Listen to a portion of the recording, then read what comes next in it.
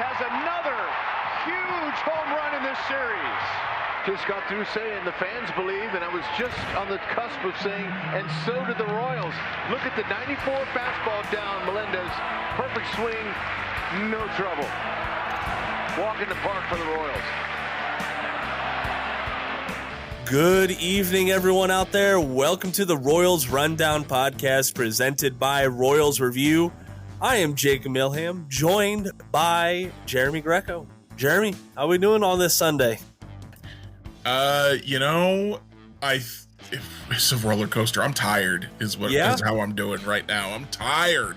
It's the weekend, man. These close games are exhausting, and this one was particularly so. Yes. Yeah, we're recording the podcast mere minutes after the final pitch in the Mariners-Royals game on Sunday, so we will talk about that here in a little bit. But you would know all about this game a lot sooner if you would just read about it on RoyalsReview.com. They have the news, analysis, and commentary that you need to be the best Royals fan around. Plus, the game threads are pretty fun. The game recaps are also pretty fun. There's a lot to fill up your time during the MLB season over at RoyalsReview.com. So go check them out. Jeremy, we will actually get to your piece that went up on Royals Review yesterday. We'll get to that later on in the episode, but let's go ahead and talk about today's series finale against the Seattle Mariners. Let's start off with some good real quick. So number one, heading into Sunday, the Royals had already secured a series win. All right, they were chasing a sweep. They won on Friday, they won on Saturday in thrilling fashion, and we were just looking for a normal, low-octane Sunday game, something to, really just remind us that normal baseball can reside in Kauffman Stadium. And lo and behold, that was not the case. MJ Melendez, the hero in multiple games now against the Mariners, he tied it up in the bottom of the ninth, an 80-grade bat flip into the dugout, looking back at the fans. I mean, Jeremy, I know you had to be amped when he hit that over the right field fence, right? I was halfway through writing a tweet mocking Rex Hudler for saying he could hit a home run right here when that happened. So I immediately deleted that, obviously. But yeah, I was just like, oh, okay, that's what we're doing, huh? And at that point, I kind of assumed the Royals were going to win. Our bullpen versus their bullpen. Our bullpen hasn't been great. It's been streaky, but it's on a good streak. Their bullpen has been bad. Yes, it has.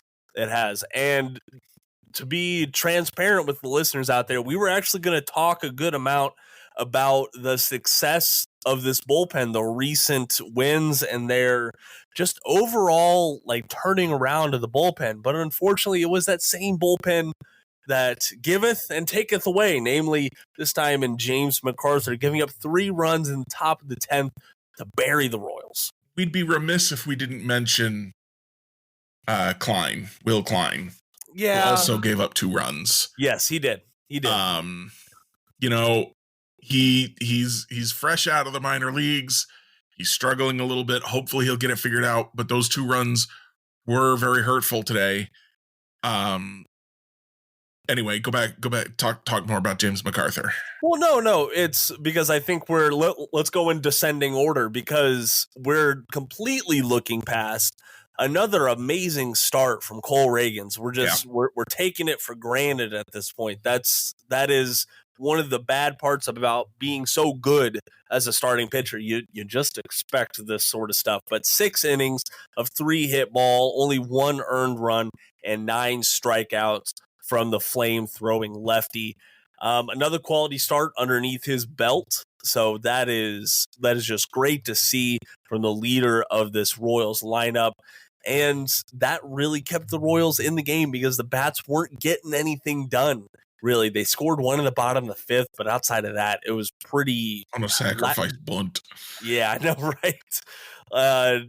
I know the analytics out there ain't gonna love sacrifice bunts or anything like that. But bunt that brings in a run, they're fine with that. Yep, every time. A sacrifice bunt. The reason the analytics don't like sacrifice bunts You're going to make me do this right now, Jacob. Yes, I am. The reason the analytics don't like sacrifice bunts is because they make it more likely you'll score one run if you bunt correctly, but less likely that you will score multiple runs. Mm-hmm. Now, a sacrifice bunt that scores you a run doesn't just make it more likely you'll score a run, but scores you a run. That's fine. That's the same thing as a sacrifice fly. No one complains about a sacrifice fly. You just got to run. Runs are hard to get. Get all the runs you can. Yeah. All right, fair enough. You got me there. Well, I was thinking that they should have laid down a sacrifice bunt in the bottom of the 10th inning with Dairon Blanco on first base. You know, you go steal a base. Michael Garcia lays down a bunt. Lo and behold, you have one out with Bobby at the plate and Dairon Blanco on third, maybe? Yeah, so I have a lot of thoughts about this game, a lot of takeaways. Yeah. One of them is, why are you pinch running Dairon Blanco for Kyle Isbell if he's not going to steal? And they were talking about how his lead was short. He wasn't going to try and steal, and he didn't make an effort until after he was already off base. Kyle Isbell isn't slow. No, he's not. He can go first to third. He can go second to home just fine. So if you're putting Dairon Blanco on, you are saying we need that extra little bit of speed. And the only reason I can think of that you need that extra little bit of speed is to get him to second base on a stolen base. Yeah. Mitch Garver's not a good defensive catcher, so I'm really not sure what happened where they said, yeah, let's pinch hit Dairon Blanco, and then he's not even going to look like he's ever going to think about stealing. That boggles my mind. And then, of course, as you said, a sacrifice bunt would have been, and you could do that with Kyle Isbell or with Dairon Blanco. I like a sacrifice bunt in that situation. Maybe I'm crazy, but the way I've always heard it is you play for the win on the road, you play for the tie at home. So I wouldn't have minded bunting him to second and saying, now a base hit brings you home. Really, what I would have liked to see, as you said, a steal of second, bunt him to third, and then an out brings him home. One of those productive outs the Royals love. Yeah. Brings him home, ties the game, and you keep going from there. It's honestly, I still thought the Royals, when they had a runner on at first, nobody out, and you're back to the top of the order, I was like, the Royals have this. They're going to tie it at least. Yeah. It's just a shame it didn't quite work out. It didn't. And you know what? It was a rough game from the top of the lineup. I mean, Michael Garcia 0 for 5, Bobby Witt Jr. 1 for 5, Vinny 1 for 5. No walks, no RBI from any of those guys. It was the bottom half of this lineup that was really productive. Nick Lofton, MJ Melendez, Freddie Fermin all have 1 hit. Hunter Renfroe, Kyle Isbell both have 2 hits apiece. So, I mean, they are like, that is where this lineup is leaning upon right now, is the bottom of the lineup. Back to Dairon, because I think we would be remiss if we didn't talk about this. So, since the start of 2023, his 15 runs scored and 15 stolen bases as a pinch runner both lead Major League Baseball. When you see Dairon Blanco come in as a pinch runner, you should expect him to steal. And I get it. The opposing pitching also knows that. The opposing first baseman also knows that. They are going to do their best to hold his lead short at first. But he has elite speed, and despite all that, he still produces stolen bases. And yeah, I don't like not being very aggressive with Blanco there. I think that is my one gripe. Yeah, if you don't want to be aggressive, fine. I think that's also a viable strategy. If you're like, we don't think we can steal off of Voth. Okay, fine. You've scouted him. You know more than I do whether it's possible to steal off of him, whether it's likely you'll steal off of him. But then I go back to Kyle Isbell's plenty fast if you're not trying to steal a base. Yeah. If you don't have a gotta steal it situation, Kyle Isbell's got plenty of speed. He's not slow. No, he's not. And for goodness sakes, we saw Freddie Fermin go first to third today. All right. If he can do it, Kyle can do it. Yeah. It just doesn't make any sense to me why that happened. But I do want to go back to what you were saying about the offense was kind of lacking today. They were facing George Kirby. Yeah. He is one of the best pitchers in the game today. He has walked 7 batters all year. In his career, he has walked fewer batters than he has had starts. Oh my gosh.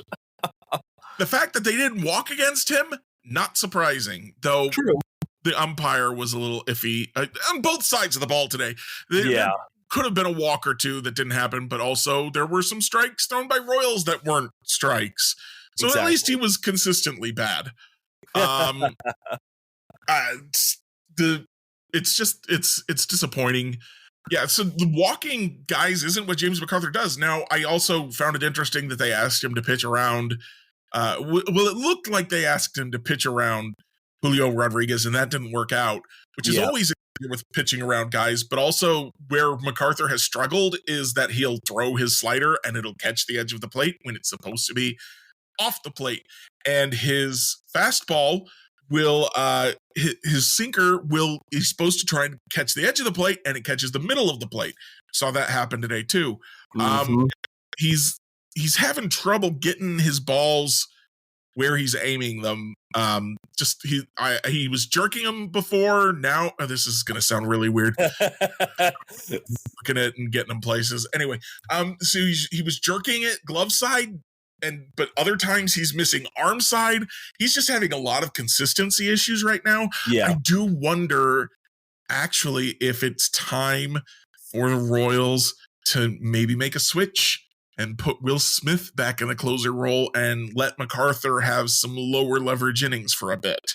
Maybe so, because his command has been looking very erratic at point this year, Jeremy. The stuff is still there. It is. The stuff is absolutely there, but he can't. He's missing further than he wants, or he's missing over the plate, and he's not able to hit the corners the way that he would like, or just go past the corners the way that he would like. And it's making it difficult for him to finish hitters. Yeah, it's unfortunate to see MacArthur where he is. Very, very roller coastery of a reliever, I guess, and that's not what you want as a closer or as a high leverage guy. That's not what you want in the slightest. And I think everyone out there can agree. We talked about the trade priorities this upcoming trade deadline. I still think after this series and some of the outfielders, having some really good offensive output, you can reprioritize the bullpen, because it was the bullpen today who lost them the game. Yeah, that makes a lot of sense. The other thing I'll say is that we've talked about the outfield. We think they should be playing the hot hand out there. Like Nelson Velasquez is hitting, make sure he's in the lineup. Then if Adam Frazier was the one who was hitting, make sure he's in the lineup. They're all hitting right now, so you can kind of do whatever you want. That's fine. But in the bullpen, early on, MacArthur, Zerpa, and Schreiber were getting it done. Well, now it's Long, Anderson, and Smith that are getting it done. So maybe you got to kind of go with the hot hand in the bullpen now while you're waiting for reinforcements. Maybe so. I think that would be a good approach as well. Be a little bit more what's it called?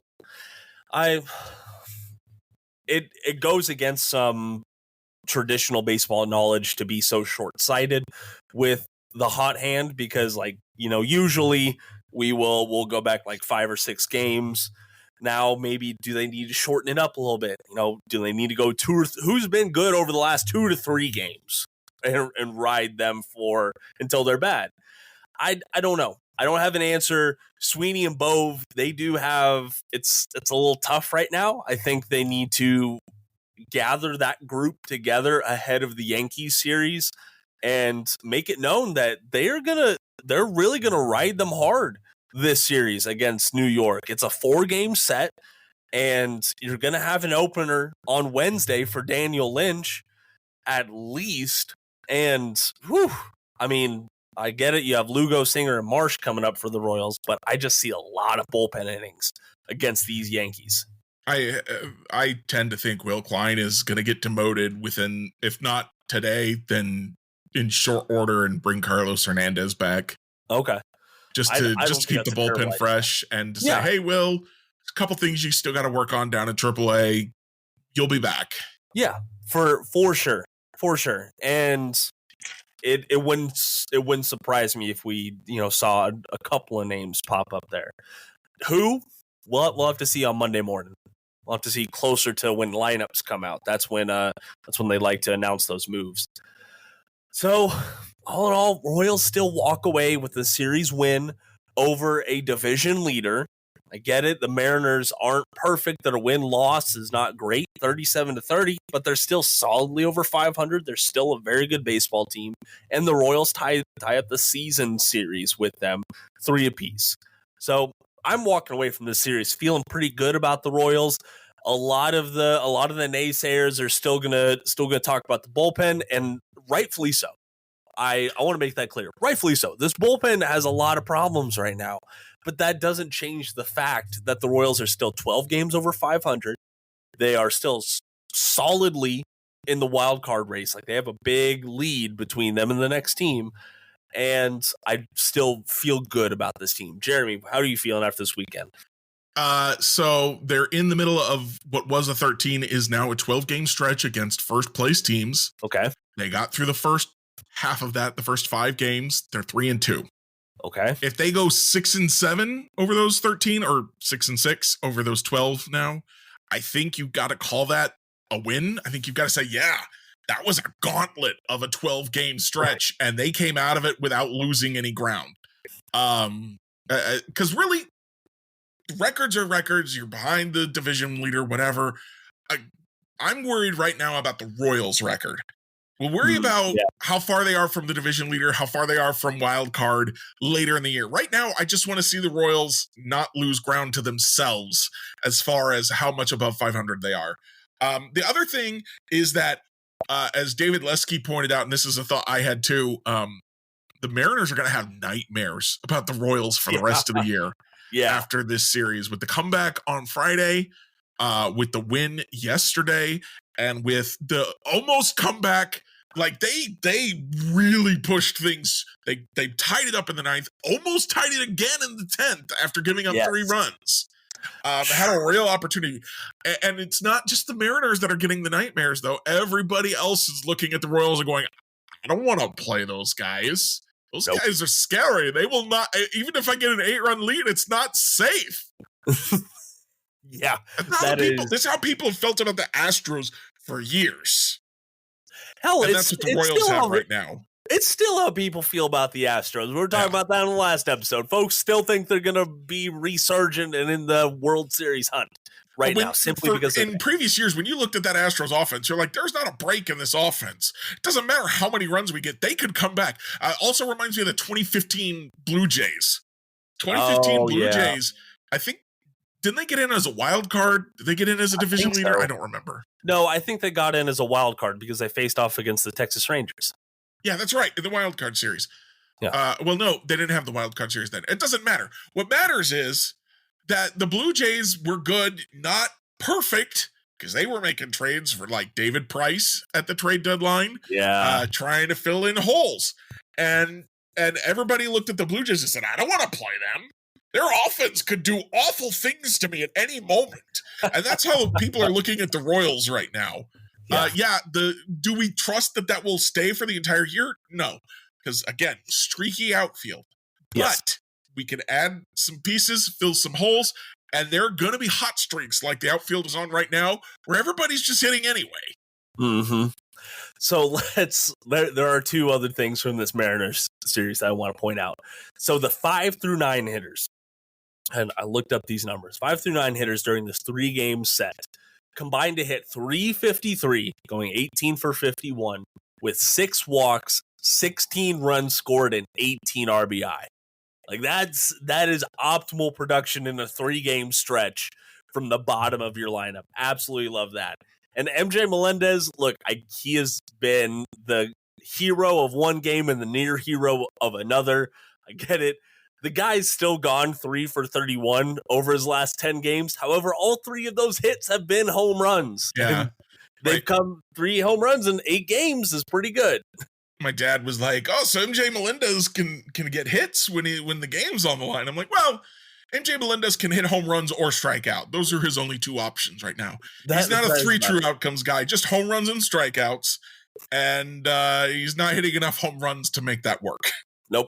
Nope, that is not his game. But I do think he is still adjusting his game. So if you go back and you look at, I want to say it was June 2nd, he June 2nd was his last appearance before he had like a 2-game absence for the Royals. It was either 2 games or 1. I can't remember. It was a couple.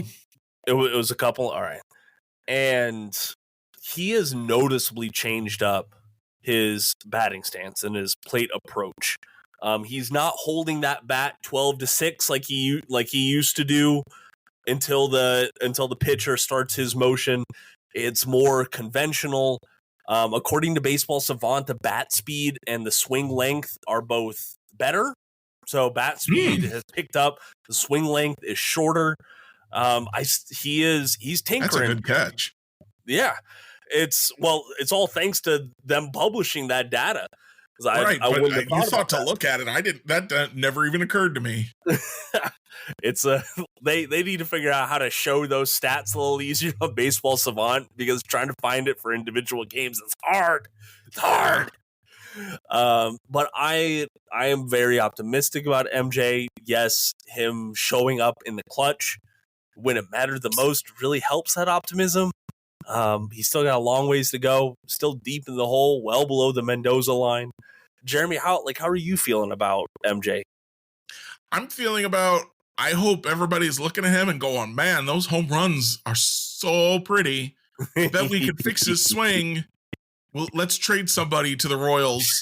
They can use him now, somebody now, and we can use Melendez later. And then I hope MJ Melendez has all kinds of success wherever he goes and makes us all feel stupid for trading him. Well, speaking of trades, let's go ahead and talk about your article from this weekend. And I had it pulled up, and where the hell did it go? Where is it, Jeremy? Yeah, I know, right? Max probably pulled it again for triggering too many people. Oh my goodness. People. Zips is like, seriously, dude, I don't see it anywhere on the I'll send you the link. Thanks, man. I appreciate that, because that's weird. It's definitely still there, I promise. Okay, thank you. But MJ was one of the players that you tossed out there for trading away. And his value, according to the beloved trade calculator, is still there, right? Yeah, baseball trade values.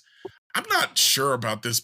So for those of you who are unaware, Baseball Trade Values is kind of known as a website where people put together all kinds of bizarre trades because the numbers match up. I put an example in the article of a trade between the Orioles and Angels where the Angels would trade away Mike Trout and send $150 million to defray the cost of the remainder of his contract, and the Orioles would send Heston Kjerstad to the Angels.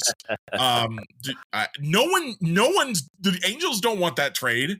The Orioles don't want that trade. Nope. No one wants that trade. That trade is not going to happen unless the only way that trade would happen is Mike Trout says, I want out and I want to go to a contender.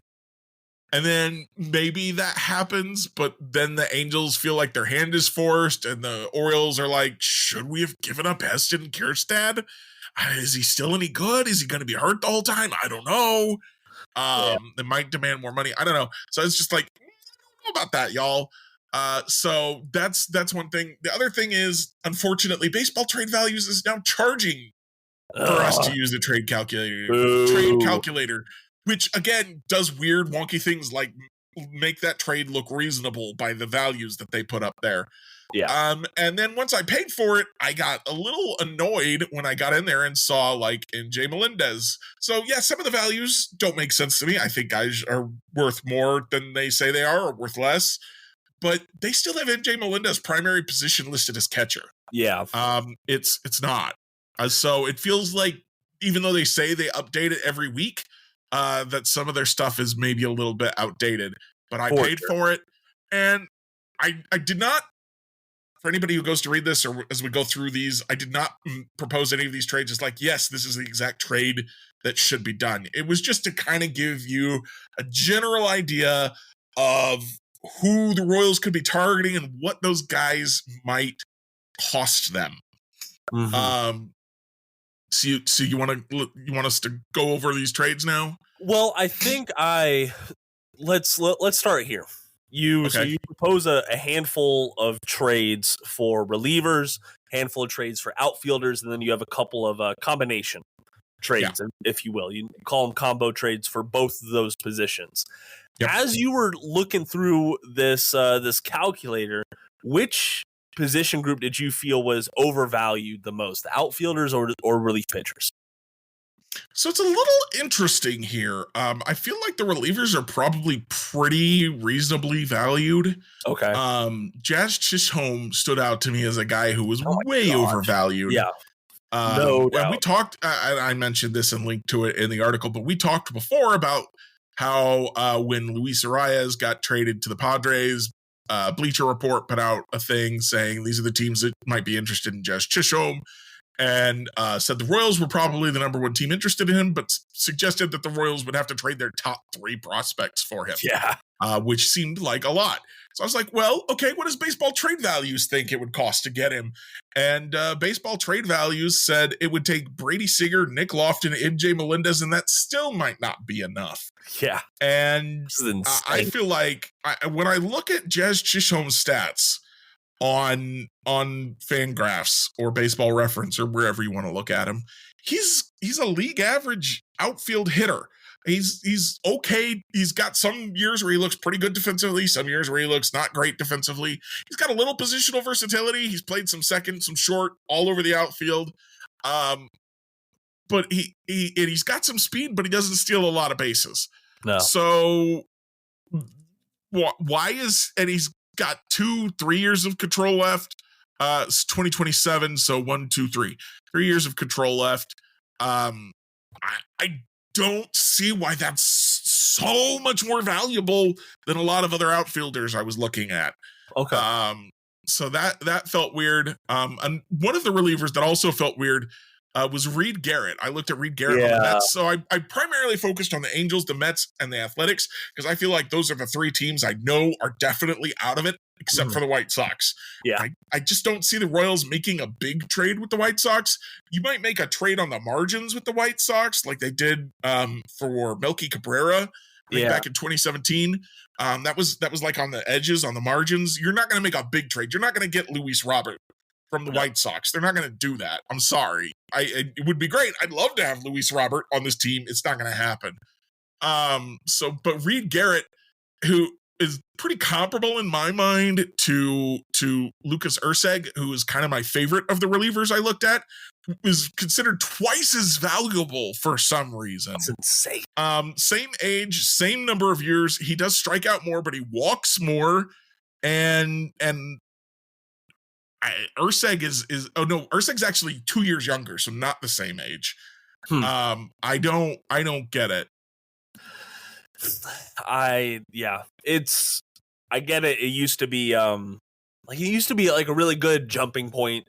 It was kind of I wouldn't say it's an engagement farm thing to put together these trades on Baseball Trade Values, especially since they're charging you for it now. Yeah, exactly. So now that they're charging for it, I kind of have a higher standard. Like I expect this to be a little bit more informed. Maybe is the word.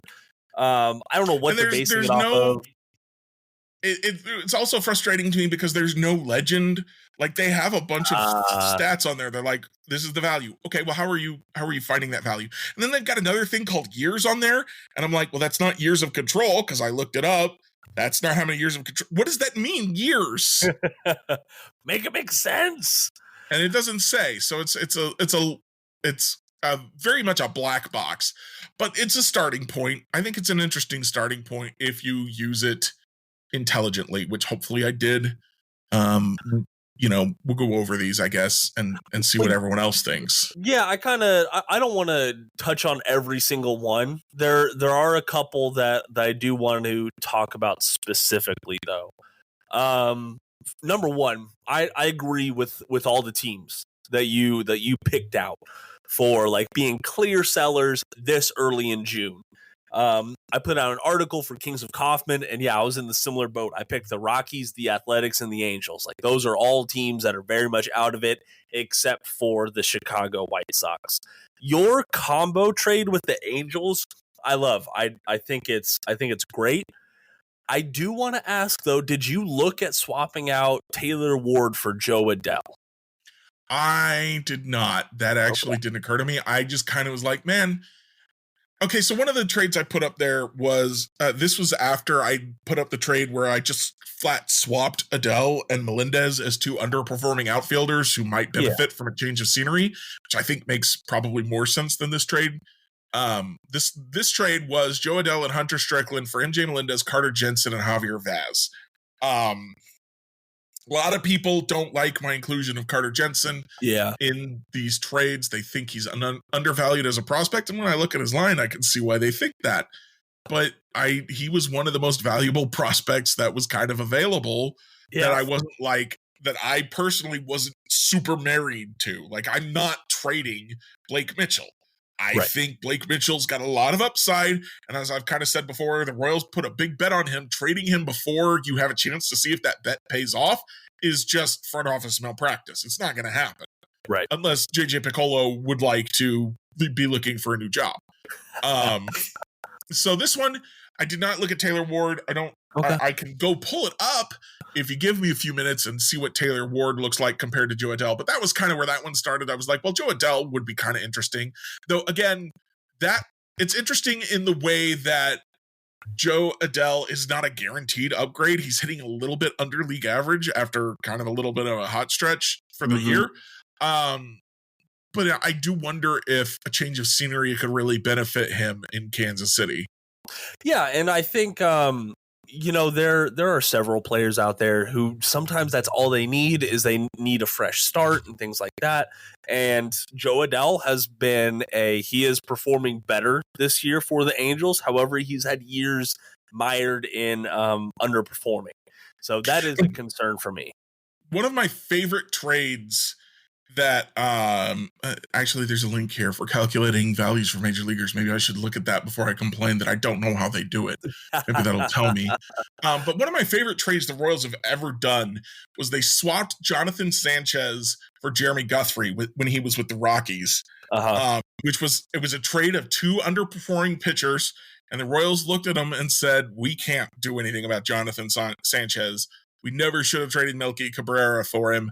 But we've got him now, so what can we do? And they traded him for Jeremy Guthrie, and Jeremy Guthrie, on a new team, bounced back. Yeah. So that was, and he was good through 2014. He was not good in 2015, but in 2014, he was worth about 2 FWAR.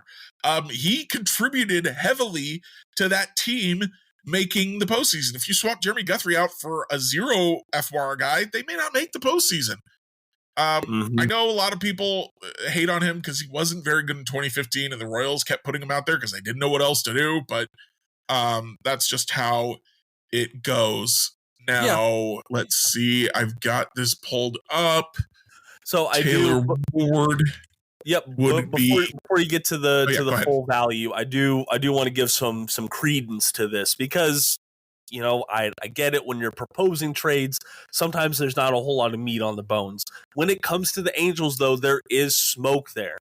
Robert Murray over at Fansided reported that the Angels have, quote, begun listening to inquiries on players and named Taylor Ward and Joe Adele.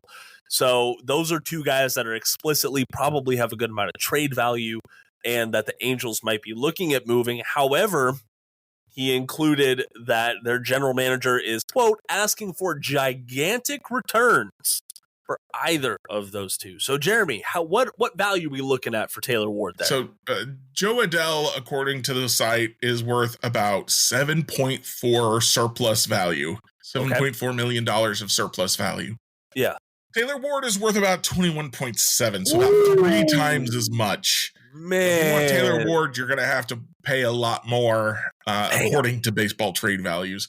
I would have to sit down and look at the stats to see how I actually felt. And I don't know how long he's under contract for, all that stuff. I'd have to sit down and really kind of dig into that stuff to say, does that make sense? But that's what baseball trade value says, is that you could absolutely not just swap in Taylor Ward for Joe Adele and call it a day. Yeah, you're okay. I thought that he would be worth more than Adele, but I didn't think it would quite be that much. So yeah, we have a lot of time between now and the trade deadline. So we will certainly be looking at these trade targets and packages a lot closer. If you want to keep your thumb on the pulse for Royals trade rumors. You can go check them out at royalsreview.com. Plus, I'm sure the crew writers over there going to have a lot of good articles breaking down targets. I know, as I say, breaking down targets, I know Preston Farr has already started on the breaking down draft targets, which I think is flying underneath the radar ahead of the trade deadline. We're not going to talk about the draft right now, though. We will still talk about the trade deadline because that is just who we are.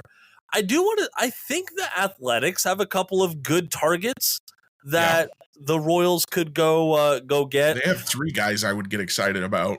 Yeah, so you have Ruiz, you have Urseg, right? That's how you say his name? Lucas Urseg, yeah. Yep, and then the last one. It's like I see his name, I see his value, and I get like this pain in my molar, like I have a popcorn kernel stuck back there. It's like, man, I don't know. It's Brent Rooker, Jeremy. Yeah. You included him in this what's it called? It was actually the first trade I mocked up. Yep, that it was. Were you surprised to see his value in this trade? Not really. No. He had a really hot start last year that he kind of cooled off, and people were like, "Oh yeah, well, see, that's what happens." And then he wasn't bad by the end of the year, and he's been very good this year again. So I think he's kind of proven that he's kind of legit. Also, by the way, I looked up Taylor Ward. He's been an above average hitter for 4 years in a row. That's why his value is so much greater than it tells. That makes sense. He's got the history to back it up. I like it. Yeah, so that was the first one I worked up because Brent Rooker would be very exciting for me. Lucas Urseg, I don't know why. I've just kind of zeroed in on him as the guy I want the Royals to get. Like, if you're going to get a reliever, I want Lucas Urseg. That's a pretty good reliever to hone in on, though, Jeremy. Yeah. I will say. But it's not like there aren't other guys. Even on the Athletics, they have Austin Adams has been very good. Yeah, he has been very good. And he might be cheaper to get. I'm not sure. Baseball trade values think so. The trade I have for Austin Adams in here was just straight up Carter Jensen again for Austin Adams. But you could swap in Javier Vaz or somebody else kind of a little bit lower. Who else did I list here? Anthony Veneziano or Austin Charles. I know these are guys that people have heard their names and they don't want to trade, but you're going to have to give up something if you want something. And those are mid-tier prospects. Those are not like elite guaranteed guys. Right. We're not talking about trading a Bobby Witt Jr. We're not talking about trading even a Blake Mitchell. We're talking about an Austin Charles. Yeah. Do you know what Austin Charles' stats are? Do you know what league he's playing in? I don't. I'll tell you this much. I know who Austin Charles is, but I could not tell you his stats off the top of my head. Right. It is, and that's how it's going to be with any trade. There were plenty of people out there detracting the David Sandlin for John Schreiber trade when it happened, simply because Sandlin, he had starter potential. He's starting pitcher. Well, right now he is struggling mightily in the Boston farm system, and right as of today, the Royals look like they won that trade. That might change in 3 to 4 years, but that is such is the nature of trading. You've talked about it before, Jeremy, with the 2015 guys that they traded away. The only one of note was Manaea. Yeah, only one who did anything after. People, including me, were upset that they traded John Lamb. He'd pitched really well in Omaha.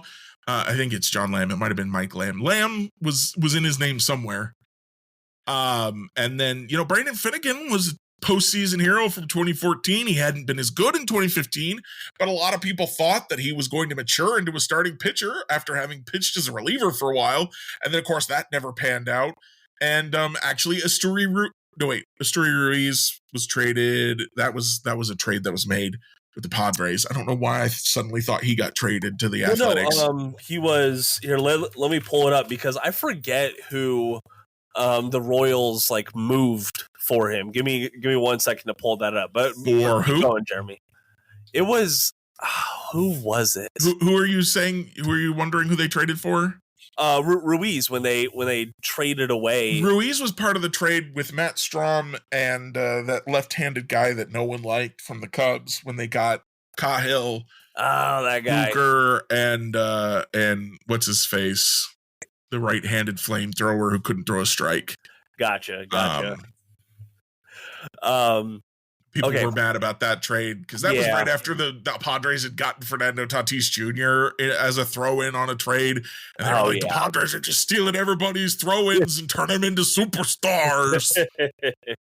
That's how it looked there for like a hot second, and now look at the Padres. Yeah. But getting back to Brent Rooker real quick. So I mean, the guy is absolutely on a tear right now, hitting 158 WRC plus across the entire season, 534 slugging.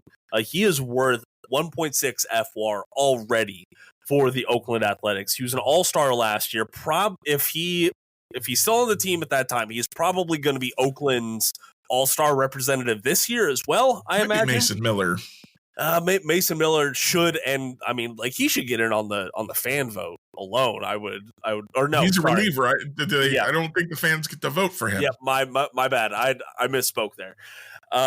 Yes, Mason Miller should also be a guy who is in the all-star hunt for the Athletics. The only thing is Brent Rooker has extremely high value right now, and it all boils down to the fact that the Royals could have already had him for the past 2 seasons. That's the worst part, Jeremy. Yeah, the worst part is why they don't have him, because they cut him, not because they traded him, and not because they gave him a shot and it didn't work out. I don't mind that they don't have Ryan O'Hearn. They gave Ryan O'Hearn every chance. He wasn't going to do it. So he went to Baltimore. He's okay in Baltimore. Great. Good for him. Happy for him. The Royals didn't screw up there. They did everything they could. They screwed up with Brent Rooker because they didn't give him a shot after trading for him and kept Hunter Dozier and Ryan O'Hearn when it was pretty obvious that they were not going to contribute to the Royals, but Rooker hadn't gotten a shot. And I said, cut one of those guys, keep Rooker, give him a chance. Let's see what happens. They said no, and then he turned into something for the Athletics. Yep. If you try and he turns into something somewhere else, well, you tried. You tried with MJ Melendez. The trying has happened. If he turns into something for somebody else, well, you tried. Yep. It wasn't going to happen here. They didn't do that with Rooker. They didn't do that with Rooker. Nope, not at all. So, yeah, he is, according to the trades that you proposed, he is the highest valued player that you put out there, except for Chisholm. Excuse me, I just overlooked that. So that is like, man, that's just stuck in my craw. But I guess if the Royals wanted to make a splashy move, it would be it could be for Rooker, at least. He still has a lot of control. He's not a free agent until 2028. It's amazing that he only has like just above 2 years of service time. Like, it seems like the guy's been around for a while, but it's not really the case. Yeah, he's been kind of a 4A guy. Favorite. Sorry, go ahead. No, I was going to move on, but what's your closing thought? I was just going to say my favorite outfield trade target after doing this exercise, because it was Brent Rooker when I started, but when I finished, it was JD Martinez. Really? With the Mets. Well, what about him made you like him? So what his value is what made me like him. He can be had pretty cheap. The proposed trade I've got here is Anthony Veneziano for JD Martinez, straight up. With some cash. And I would do that trade all day long. And actually, the Martinez would come with some cash to help defray his salary in that scenario, because BTV says that Martinez trade value is negative right now. I know, right? His excess value is negative. So I look at his bat and I say, that bat still plays. He's above average offensively. He is only under contract for the rest of this year. So that also keeps that cost down compared to some of these other outfielders that we look at and are under contract for multiple years. Starling Marte is even less value, but that's because he's got a whole nother 20 years on his 20 million on his deal. Not 20 years. Good gracious. Good Lord. 20 with the Mets, you never know.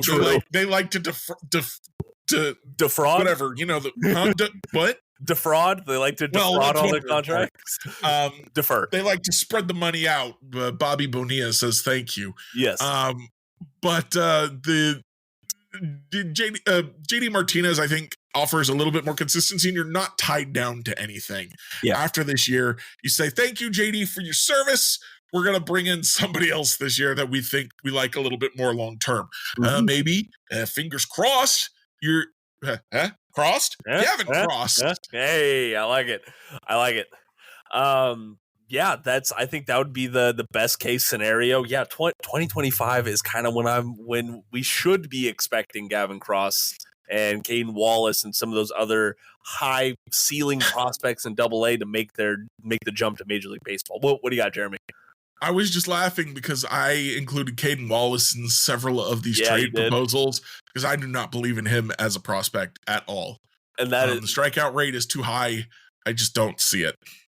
And that was actually I had MJ Melendez and Caden Wallace for Lucas Erceg and Asturi Ruiz.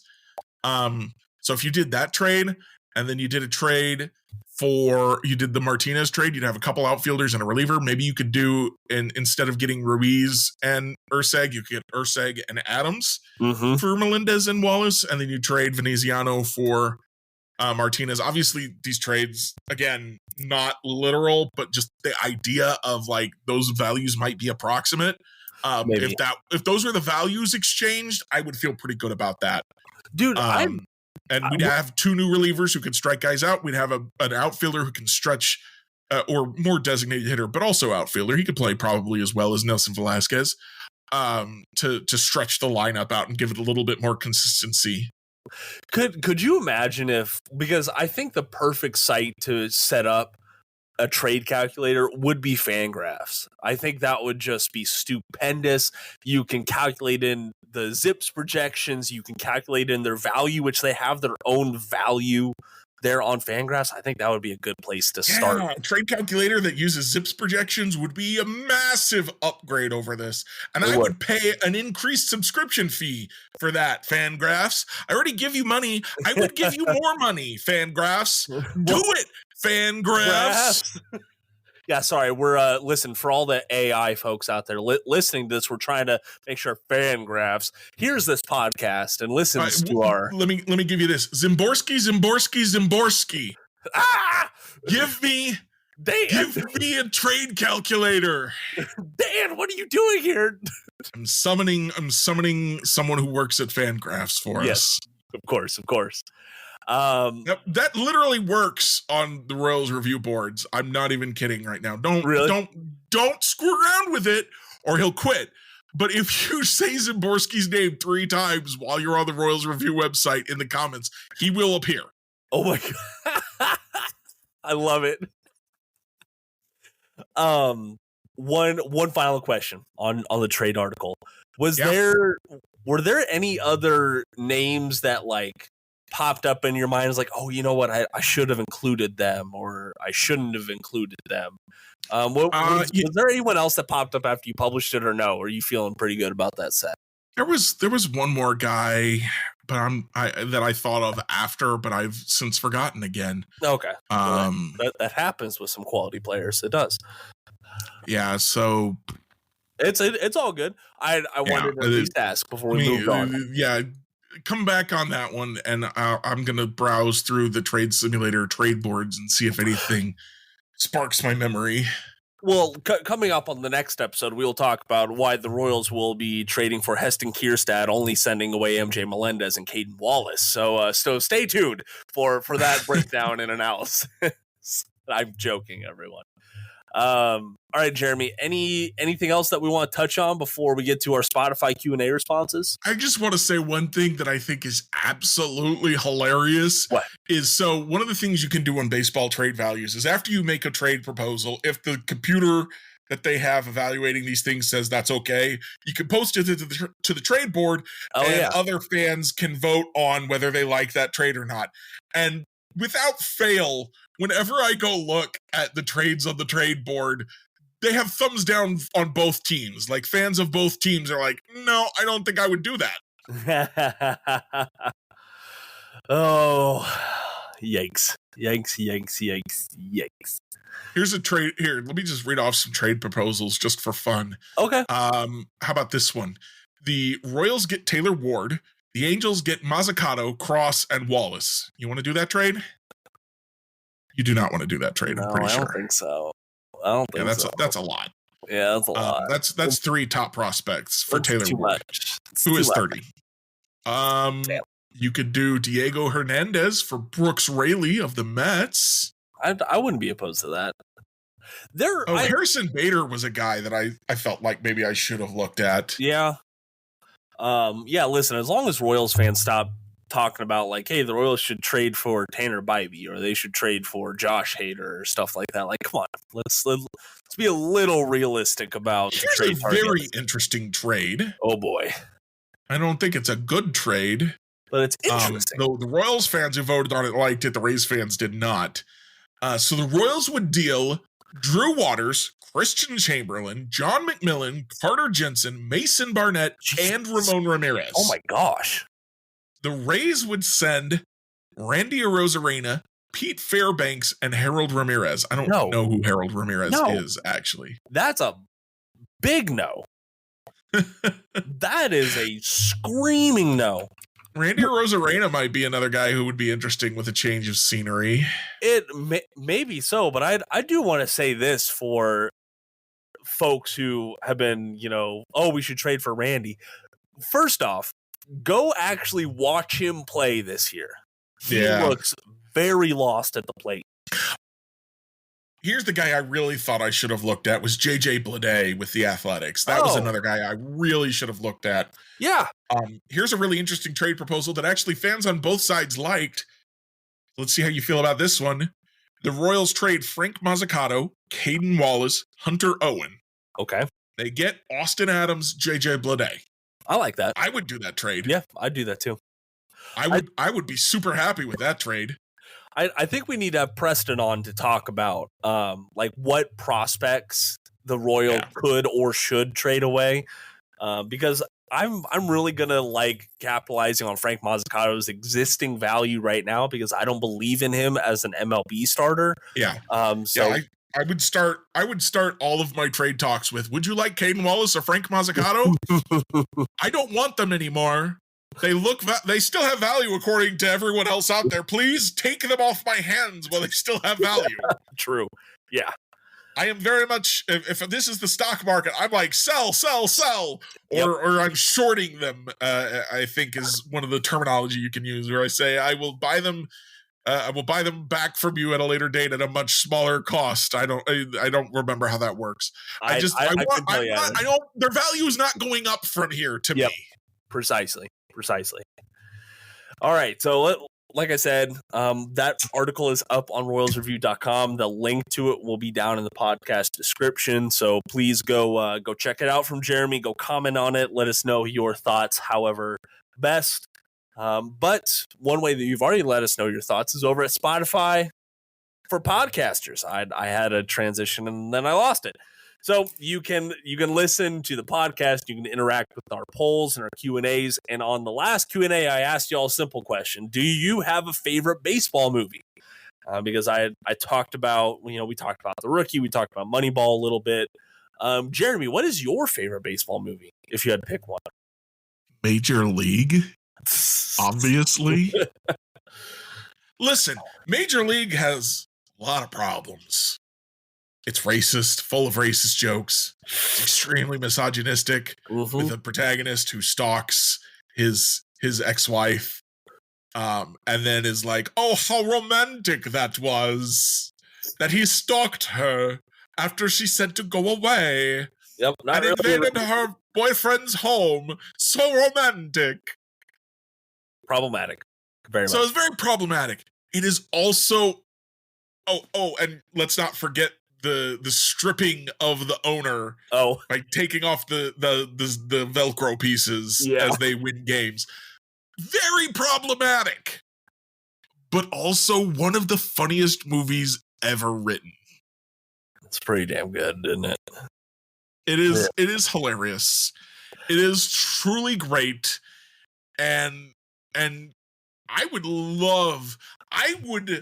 would pay so much money if they wanted to remake that movie without the sexism and without the racism. I don't know if it would work. What do you have? To be fair, I've got to show that movie to a couple of my cinema friends and see if they think you can excise the misogyny and the racism from it and still have it work. I'm not sure it would. I don't think it would. This is one of those cases where you're like, yeah, it's problematic for sure, but damn, it's good. It's like saying, let's have a Blazing Saddles remake. Okay, like you just admit what it is. I need to rewatch Blazing Saddles, but everyone I know and trust tells me that movie is not as problematic as people want to say it is. Really? Because the racist jokes are mocking the racists. Oh, not being racist. Maybe I would have to sit down and rewatch it, but that's what people I trust have told me. Okay. Well, I have not watched it in a very long time. Back to your favorite pick, though, because Matt Kirsch said the same thing. The original Major League, putting a far divide between Major League and the rest of the franchise. I love Major League 2, and I love Major League Back to the Minors as well. I think those are both quality movies. Not as good as the first one. Absolutely, but I enjoy them. All right. I still constantly 1-1-1-2 from Back to the Minors lives inside my mind. Well, before we Matt said the original Major League. He also said Lou Brown and Ned Yost have a lot of the same managerial strengths. That is true. It is an accurate assessment. That it is. Hey, honey, what's your favorite baseball movie? You gotta say a little louder for the people in the back. She likes Angels. She likes Angels in the outfield. The Disney one was in the 90s. I rewatched it a couple of years ago for my baseball movie review series. Yeah, it's not hold up. Jeremy says it doesn't hold up, hon. Yeah, that I saw that coming.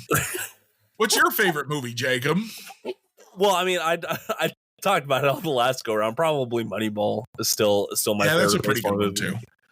Going down the list here, we have a couple of Field of Dreams. Aaron Bailey says Field of Dreams, but a close second is A League of Their Own. It's the hard. It's a really good one too. Yes. With less racism or with less misogyny in it. Yeah, less bad stuff. He said it's the hard that makes it great. Speech by Hanks is great, and the fight with Gina Davis over Signs is awesome. Let's see here. Dylan also said Field of Dreams is second to none. Luke 57 says The Rookie is pretty fantastic and fun to rewatch, but 42 is incredible. Yes, I was going to say, rounding out my top 3, 42, baby. Yeah. Freaking, I forgot his name. How did I forget his name? Chadwick Boseman is an elite actor. If you have only watched him in Marvel movies, you are doing yourself a disservice. You are. He was, rest in peace, he was elite. Mm-hmm. And he made that story pop in a way that no other actor could have done. I watched that movie with my grandma, actually. Really? Back when she was still alive, because she was alive when Jackie Robinson was breaking the color barrier, and she was a huge baseball fan. Wow. So like she was there, and we watched it. She was like, yeah, I like that they did it was good. It's so good. It holds up. 42 still does. It's amazing. That I think that movie is more than 10 years old now, and it's still just whenever you rewatch it, it's still great. Let's see here. What's the Ginger 620 says Bull Durham is the best for sure. Major League hit different during 2014 and 2015 since it really captured how a city comes together around a good team. And yeah, that's I think we can all agree with that. So, Jeremy, it sounds like Field of Dreams is down on your list. Bull Durham is down on your list. Any other overrated baseball movie?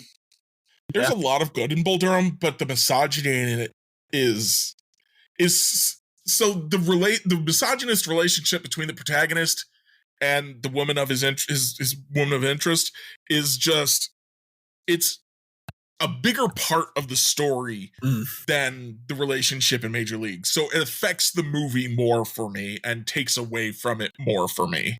Okay. All right. Fair enough. All right, man. And I know there's going to be some people out there hammering comments or thinking to themselves or screaming at their iPads or whatever. Misogyny would back him up. I don't care. Hit me up on Twitter and I'll block you and we'll move on. Damn. My only gripe with Field of Dreams, one, me personally, it is a top 5 baseball movie. It's not my top one. It's about 20 minutes too long, and I think that James Earl Jones should have had more screen time. Get that man his flowers. But that's just... All right, let's get to our Royals reviews. The sun is going down. I promised Honey we would go to the pool tonight, so I have to hold up my end of that bargain. So, Jeremy, I'll start us off real quick with one. Please do. Honey and I just got done watching for the first time Unfrosted on Netflix. A story about the Pop-Tart from Jerry Seinfeld and a lot of comedy actors. Jim Gaffigan's in there. Melissa McCartney is also in there. McCarthy? Jeremy, yeah. Is it McCarthy? McCartney. I said thought it was McCartney. Different. I don't know who Melissa McCartney is. Well, I always thought Melissa was just related to Jesse. No, that's not how that works. No, she's got a famous sister, Jenny McCarthy, I think. Maybe. I don't know. I couldn't tell you. I obviously don't even know her last name. Honey knows all these answers much better than I do. I just watch baseball. Very, very funny movie. Doesn't take itself too seriously. A lot of like cameos in there. A lot of people that you recognize off of like Saturday Night Live. A lot of people, just making fun of that era. It's a good movie. It's a short movie as well. It's like an hour 40 minutes. It's a quick watch. So go check out Unfrosted on Netflix. Jeremy, what you got? All right, I'm going to go a little bit out of left field on this one. Ooh. What is it? Excuse me.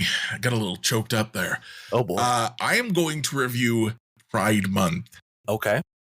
I am a huge fan of Pride Month. I don't want to go too deep into my own story, but I am asexual. I don't talk about it a lot, but it is true. I am asexual, and I spent years not knowing what that was, not knowing what I was, thinking there was something wrong with me, thinking that I was broken. Why didn't I want these things that other people want? Why didn't I want them the way that other people want them?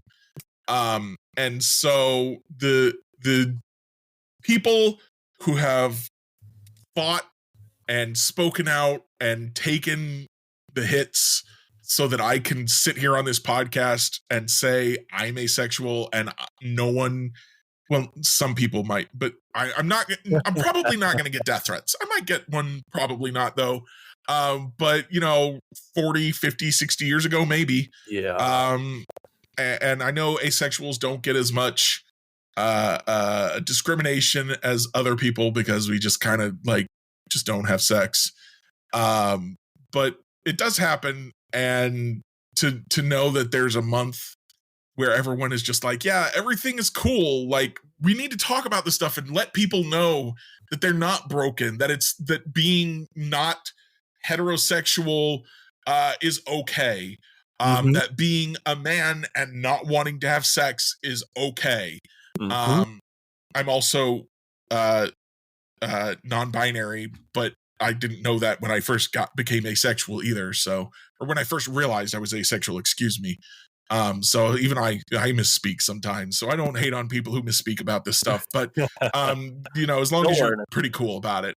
Yeah. But yeah, so I'm glad that Pride Month exists. I don't go to the parades. I don't do the stuff. I don't talk about it very often because I figure nobody cares.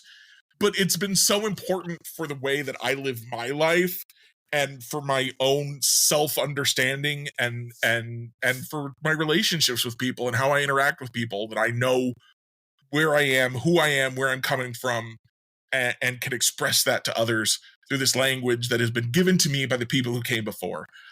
So I know some people say, oh, Pride Month, it's one of the 7 deadly sins. But if there weren't loud, proud, queer people, then I wouldn't know who I am, and my life would be so much more difficult than it already is. So yay, Pride Month.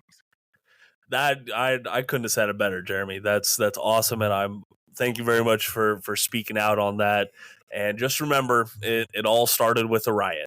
All right, that is, you have to be loud, and if you believe in it, you're going to be loud about it. Simple as that.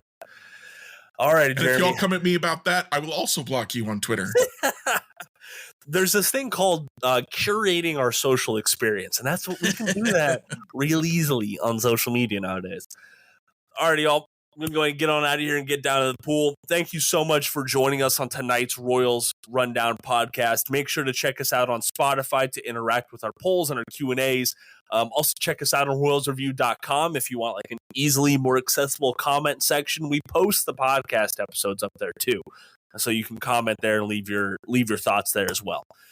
I am Jacob Milham. He is Jeremy Greco. Jeremy, thank you so much for joining me tonight. As always, a good way to set a positive tone ahead of the work week. So, and everyone out there, thank you for joining us on this journey of an episode. And until next time, go Royals. Be gay, do crimes.